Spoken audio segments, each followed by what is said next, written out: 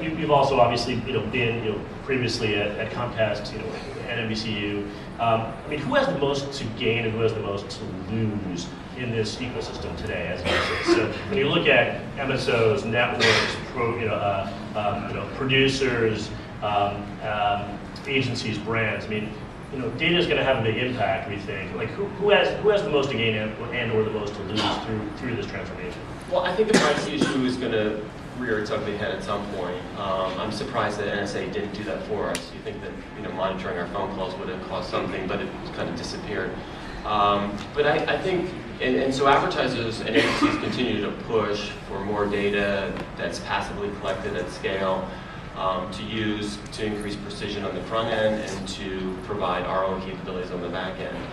I think that's going to happen, and I think at some point we're going to have to figure out a way to provide a currency for the data, to trade on the data, because I think unless we have that, I think the people that have the first-party relationships with the data that can append third-party data to provide a very, very robust profile are going to be hesitant to do that unless there's opt-in and there's some sort of exchange of value. And I think that's going to be the biggest issue. But I think in the next year or two, as technology is deployed and you're able to do linear addressability, we'll see better utilization rates for video, we'll see better targeting. So I think revenue will be better, precision will be better, ROI will be better, and I think everybody's going to win in that situation. The consumers need to win though too, I guess is my point. Enable us in that mission, tell the story if we're winning or losing, and reward those who provide content along the way. I think my response is very similar. It's, to us, again, marrying data, context in the right medium is the bingo moment. And if you're accomplishing one out of those three, you're not going to get there. If you're getting two or three out of three, that's what's going to drive the business. To switch it a little bit, connectivity. We live in an interconnected world in which massive amounts of data are being created about each of us all the time. We are surfing multiple devices, multiple channels, and there are thousands upon thousands of emerging players that compete in the ecosystem. So we can either wait for Google to roll up the entire industry, or Facebook, or Apple, or IBM, or we can figure out how to build bridges across it and increasingly share and collaborate, and my bet's on the latter. I think big data is going to be called data. I think that we're going to move to the concept of building communities for our brands, for our shows, for our products. And I think we're going to see the emergence of what I was talking about earlier, which is the individuals who can tell stories about data, and also the individuals and entrepreneurs who will either consult or sit in the businesses and be the innovators, the monetizers of data. Yeah, I would go back to what I said earlier. I think data will continue to get more granular, the velocity will increase, and there'll be more volume of it. So, and processing and storage gets cheaper, so it's going to be out there. I think what I'm seeing happening now in the VC world is just a ton of money going into visualization, and I think that's an important part of what we want to get done this year. It's interesting, I'd forgotten about American Idol.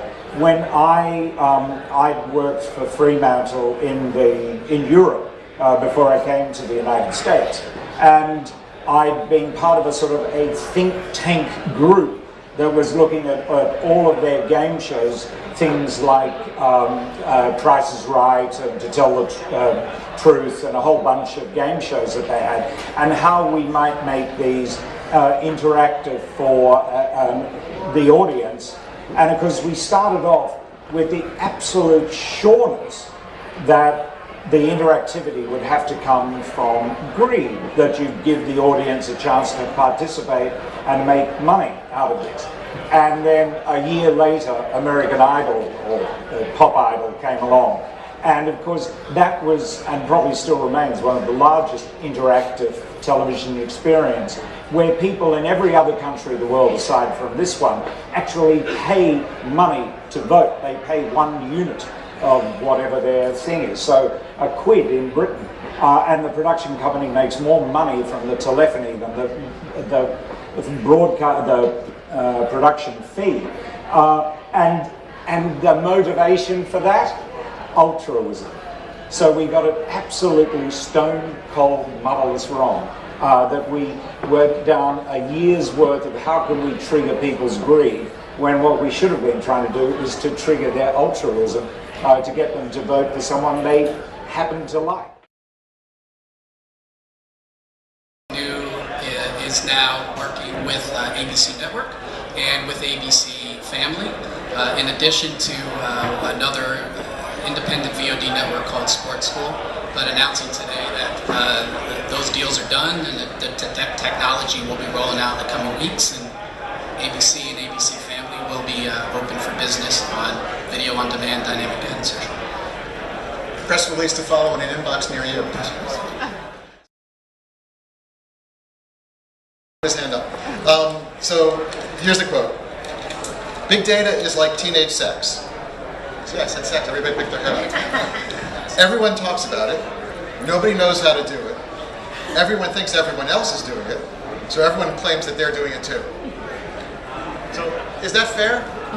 1. 2, okay, if it's unfair, what is big data? And 3, what does it mean in the context of the media business? And I'll throw it out to all of you. Who wants to take this the first crack at that? Take a first shot is, yes, I do think big data exists.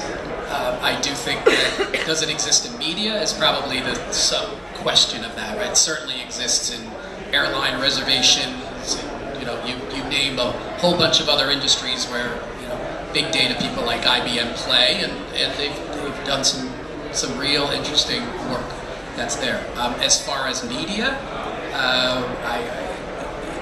there are folks who are collecting a bunch of data on the social side and all of that. As far as Canoe is concerned, we're building from the ground up, and actually play off something that Jane said, is that we capture an ad impression at the first frame of when the ad plays in play mode. So now that we surpassed over 2 billion insertions over the last year, you start to see Canoe's concerned about big data in our world is those impressions start to add up a lot. So even companies like ours is where we're working now with outside services, because it gets to the point where, we can't handle big data with small servers. So in our case, it's real. It's starting to happen. Just playing off of what Jane said in terms of... Did you answer my question though? What is big data? Yeah, sure. Well, I was just going to say it's collection of the data, but more importantly, it is utilization of that data. Okay. Right? Collection's fine, but if it collects and you don't do anything with it, then it's a nice science experiment. Matt, did you want to add? Go ahead. I was just going to say the research community has always had data, so we had qualitative and quantitative data. Qualitative data was one-on-one and focus groups, and quantitative data was surveys. But now all of a sudden you have all this data coming from servers, from digital servers, you have data coming from set-top boxes. So all of these data and the analytics that go along with it, it's a whole new set of skills that, these marketing science and other, statisticians are able to, those kinds of skills to be able to work with that kind of data. So that's what it is. It's just an expansion of the amount of data that's always been available in a sample way, but now it's available in a census way. Okay, so. Okay, the first question is, what is big data and why? My response to that was that big data is, it's for television, it's the collection and processing of usage information from a very large set of households. But big data in and of itself doesn't really mean a whole lot unless you're integrating it with other data. So it really becomes extremely useful for doing targeting when you can do more than just age, gender, and that kind of thing. So the integration of big data really comes down to the integration of other data sets. Let's see. Churn. So we've actually built the churn prediction model, and we've provided it to a couple of MSO clients. And and it's worked pretty well. What it does is it looks at viewing patterns and it looks at seasonality of programming and that kind of thing, and from that it makes predictions as to which households are likely to churn. And it's proven to be pretty accurate and been pretty actionable for the MSOs we've been working with. Show recommendations. So we're asked about show recommendations for being able to project audiences into new programming. The data, you have to have very, very good analytical tools to be able to do that, but the base data is there. We've had some success with that, but primarily that's something we've given to our clients to do, and they build it. We've given them some technology for the models for that, but we haven't actually delivered a lot of product in that space. Let's see. Strategies for media buyers. It's really kind of the same thing. So the strategies on the media buyer side is they're starting to do back to the first question about what does big data mean. It's really about integration of all the different data sets. So the strategies are to move out of the normal age gender and to move into ROI type of things, and how to find small targeted audiences. So that's what we'll go ahead there. So that's what we've been able to assist with. And what else do we have? Political advertising. On the political advertising side,